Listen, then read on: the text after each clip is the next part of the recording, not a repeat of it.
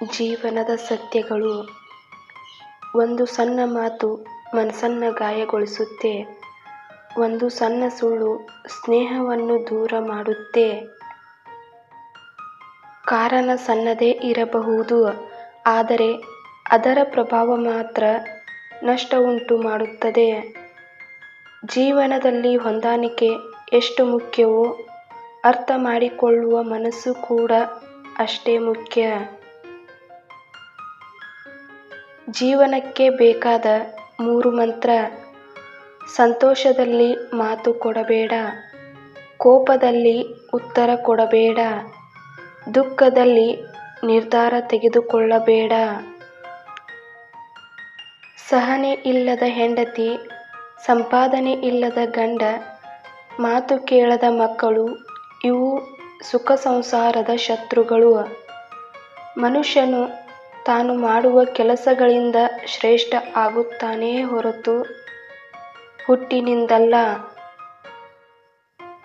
ಒಳ್ಳೆಯ ಕೆಲಸವನ್ನು ಮೀರಿದ ಪೂಜೆ ಇಲ್ಲ, ಮಾನವೀಯತೆಯನ್ನು ಮೀರಿದ ಸಂಪತ್ತು ಇಲ್ಲ.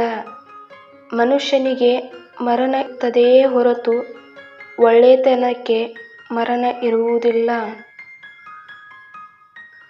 ತನ್ನ ಬಗ್ಗೆ ಬೇರೆಯವರು ಏನು ಬೇಕಾದರೂ ಯೋಚಿಸಲಿ, ನಾನು ಆ ಬಗ್ಗೆ ಸ್ವಲ್ಪವೂ ತಲೆ ಕೆಡಿಸಿಕೊಳ್ಳುವುದಿಲ್ಲ ಎಂದು ಯಾರು ಅಂದುಕೊಳ್ಳುತ್ತಾರೋ ಅವರೇ ಈ ಜಗತ್ತಿನಲ್ಲಿ ಅಸಾಮಾನ್ಯವಾಗಿದ್ದನ್ನು ನಿಮ್ಮ ಕುರಿತು ಬೇರೆಯವರು ಏನೇ ಯೋಚಿಸಿದರೂ ನೀವು ಅದರ ಬಗ್ಗೆ ತಲೆ ಕೆಡಿಸಿಕೊಳ್ಳಬಾರದು.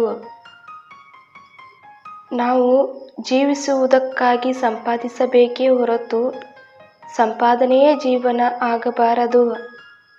ನೀವು ಮಾಡುವ ಕರ್ಮಗಳ ಮೇಲೆ ನಂಬಿಕೆ ಇಡಿ, ನಿಮ್ಮ ರಾಶಿಗಳ ಮೇಲಲ್ಲ. ರಾಶಿ ರಾಮ ಮತ್ತು ರಾವಣದು ಒಂದೇ ಆಗಿತ್ತು. ಅವರವರ ಕರ್ಮ ಅವರು ಅನುಭವಿಸಿದರು.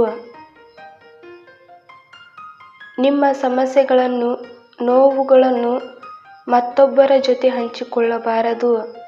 ಏಕೆಂದರೆ ಜನ ನಿಮ್ಮನ್ನು ನೋಡಿ ಗೇಲಿ ಮಾಡಿಕೊಂಡು